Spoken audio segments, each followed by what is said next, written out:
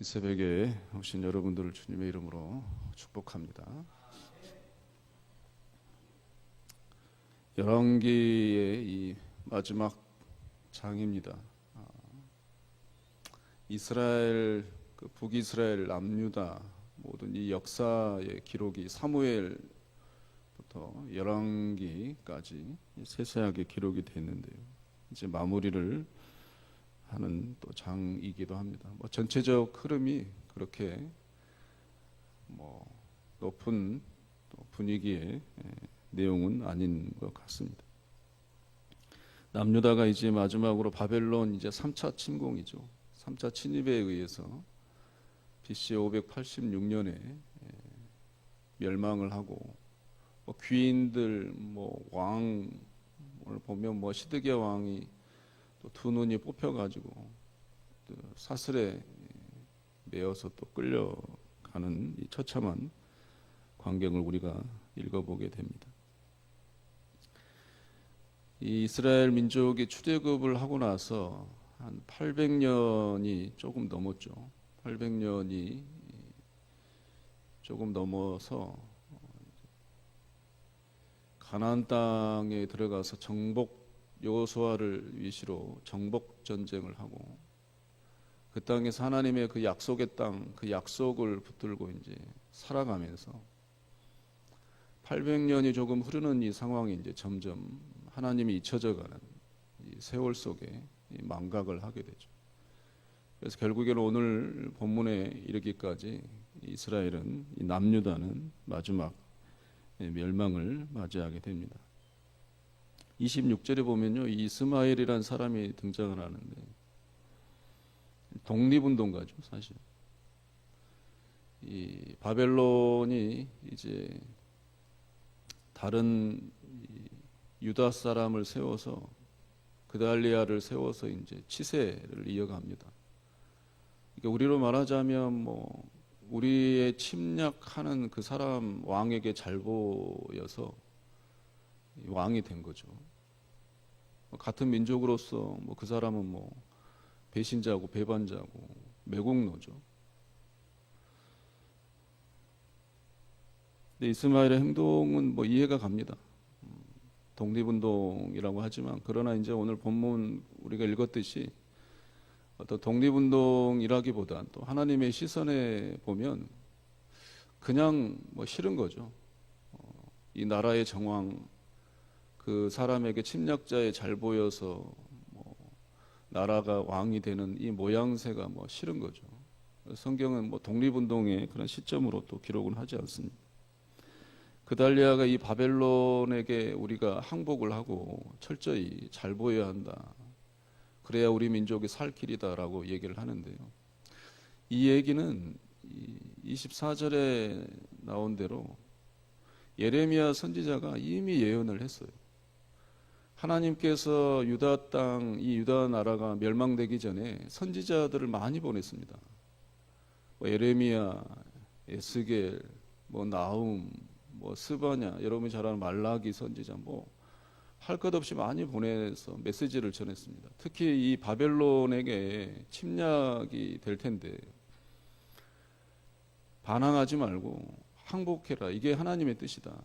이스라엘에 대한 하나님의 뜻이다. 예레미야 27장 8절에 보면 예레미야 선지자가 메시지를 전합니다. 분명히 멸망할 것이다. 그런데 전쟁을 하잖아요. 또 예루살렘 성에서 1년 6개월을 버팁니다. 양식이 다 떨어질 때까지 버티는 거죠. 하나님의 메시지에 철저히 반항하는 거죠. 결국에 이제 멸망을 하는 거잖아요. 이스마엘 사람도 독립운동가라고 하지만 하나님의 편에서 보면 불순종이에요. 하나님의 명령 메시지에 이 바벨론을 위해서 남유다는 멸망한다. 이스라엘 전체는 멸망한다라는 말씀에 철저히 끝까지 반항하는 모습을 볼 수가 있습니다.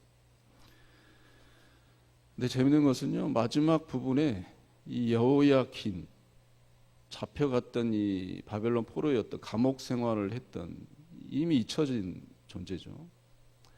37년 동안 이 감옥 생활을 한 여호야킨이 갑자기 등장을 하죠. 왕권이 복권이 됩니다. 그래서 평생 이 왕이 베푼 이 양식을 먹고 왕권이 복권됐다는 말은 그 주 이 사람이 함께했던 신하들도 같이 복권됐다는 말이에요. 어쩌면 생뚱맞죠. 갑자기 이름이 잊혀진 37년 동안 있었던 이 왕이 여호와긴이 석방이 되는 이 사면되는 내용이 말미에 있습니다. 이것은요 하나님의 이스라엘 백성의 예언의 또한 구원의 신호탄입니다. 남유다가 멸망했는데 무슨 남유다가 회복이 되느냐? 물론 역사적으로 회복이 됐죠. 재미있는 것은요 우리나라 성경에 분류가 있습니다. 뭐 성경의 내용에 따라 뭐 역사선이, 예언선이 뭐 이런 게 분류되거든요. 근데 우리나라 성경 분류는 이 사무엘하고 열왕기를 역사서로 분류하는데요. 히브리 성경은 이 열왕기를 역사서로 분류하지 않습니다. 예언서로 분류합니다. 그러니까 예언자들의 포커스를 맞춰서 히브리 성경은 이 열왕기를 역사서로 분류하잖아요. 하나님이 예언자들을 보내서 남유다에 대한 그런 메시지, 회복, 순종 이것에 주안점을 둬서 열왕기를 예언서로 이제 분류를 하는 거죠. 오늘 말미에 이 성경에 왜 이 열왕기 기자가 여호야긴에 대한 내용을 적었느냐? 여호야긴 이름이 여고냐거든요. 여고니아라고 하고 여고냐거든요. 마태복음 1장에 보면 예수님의 족보가 나옵니다.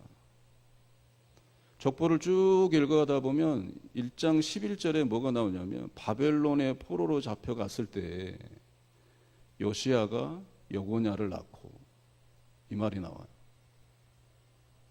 이 여호야긴을 낳았단 말이에요. 여호야긴을 말하는 거예요. 그 족보를 쭉 내려가서 또 읽어가다 보면 요셉이 마리아에게서 예수를 난지라 예수님의 족보로 이어집니다. 오늘 열왕기 마지막 말미에 여호야긴의 복권은 하나님의 이 유다 사무엘하 7장 16절에 하나님께서 다윗에게 약속하잖아요. 내 나라가 굳건히 설 것이다. 얼핏 보기에는 지금 유다 땅이 멸망해서 하나님의 약속이 성취되지 않은 것 같지만 이 열왕기 말미에 있는 이 여호야긴의 복권으로 말미암아 이 여고냐의 복권으로 말미암아 출생이 이제 계속 이어지는 거예요. 그래서 마지막에 보면 예수 그리스도께서 이 땅에 태어나십니다. 사랑하는 성도 여러분, 눈에 보이는 멸망, 패망, 뭐 답답함을 넘어서 뭐 희망이 전혀 없는 이 상황에도 우리 하나님은 일하시는 분이에요. 우리의 생각과 우리의 어떤 역사, 기록 이것이 공론화되고 공식화된 그런 패망 속에서도 오늘 열왕기 마지막 부분에 하나님의 그 약속은 지금 계속 진행 중이라는 거예요. 패망도 하나님의 이스라엘 회복을 위한 그런 역사의 하나님의 역사의 시간입니다. 70년 바벨론 포로 기간이거든요. 70년 후에 이스라엘은 회복이 됩니다. 하나님의 그 70년 이스라엘 백성들에게는 뭐랄까요? 기억하고 싶지 않은 치욕의 그런 기간일 수는 있겠지만 하나님의 편에서는 이스라엘이 살기 위한 이스라엘을 회복시키기 위한 그런 70년이란 말이에요. 여호야긴이 37년간 감옥 생활 그것이 어쩌면 힘들었겠죠. 그러나 하나님의 시간과 역사의 계획하심 아래는 그 여호야긴에 대한 회복을 통해서 그를 통한 그 씨를 통한 예수 그리스도의 그 출생을 위한 나심을 위한 하나님의 또 다른 역사의 시간입니다. 복선이죠. 여러분들의 오늘의 삶 가운데 이 사건, 뭐 상황, 문제, 뭐 답답한 문제라도 상관없어요. 그 속에서 하나님의 일하심의 복선을 깨닫고 그 하나님의 약속하심을 믿고 지치지 말기를 주의 이름으로 축원합니다. 오늘 유다 땅의 멸망, 슬픈 역사입니다. 그러나 하나님께는 슬픈 역사가 아니라 또 다른 시작에 하나님의 또 다른 일하심에 또 다른 하나님의 그 역사의 또 첫 시작인 거죠. 오늘 하루가 우리들에게 어제는 이미 또 흘러간 시간이고 오늘이 또 다른 하루의 시작이잖아요. 성경도 우리를 새로운 피조물이라 그러잖아요. 날마다 새로운 시작과 함께 하나님의 일하심을 오늘도 기대하시고 또 일하심을 두 눈으로 보심으로 감격의 또 감동의 날이 되시기를 주의 이름으로 축원합니다.